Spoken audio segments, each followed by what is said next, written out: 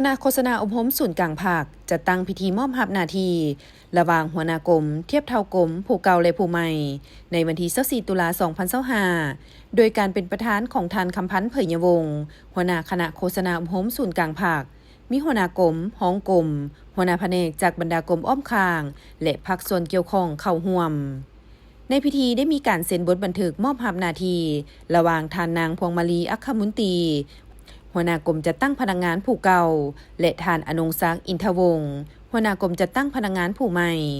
ท่านอนงศักดิ์อินทวงศ์หัวหน้ากรมโฆษณาและท่านบัวไลพานุวงศ์หัวหน้ากรมโฆษณาท่านบัวไลพานุวงศ์ผู้อำนวยการวิทยุกระจายเสียงแห่งชาติและท่านนางสิมณีแก้วแก่นผู้อำนวยการใหญ่วิทยุกระจายเสียงแห่งชาติลาวท่านนางสิมณีแก้วแก่นผู้อำนวยการโทรภาพแห่งชาติและท่านวรรณตีคำวานวงศาผู้อำนวยการใหญ่โทรภาพแห่งชาติลาวท่านวรรณตีคำวานวงศาหัวหน้าบรรณาธิการใหญ่วารสารอรุณใหม่และท่านหินเพชรไสยศรีพันดรหัวหน้าบรรณาธิการใหญ่วารสารอรุณใหม่คณะโฆษณาอบรมศูนย์กลางภาคพร้อมกันนี้ยังได้ประกาศแต่งตั้งห้องหัวหน้าโครงการห้องหัวหน้ากรมโฆษณาห้องหัวหน้าบรรณาธิการใหญ่วารสารอรุณใหม่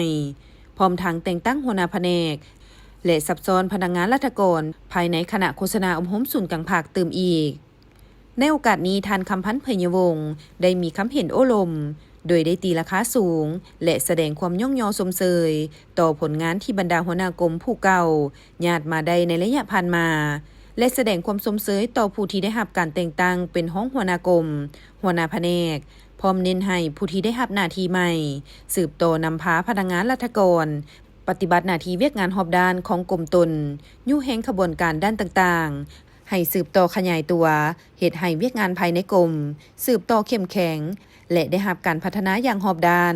เน้นใส่เหตุให้เวียกงานด้านต่างๆภายในคณะโฆษณาอบรมศูนย์กลางภาคมีผลสำเร็จและได้รับการพัฒนาขึ้นไปเรื่อยๆ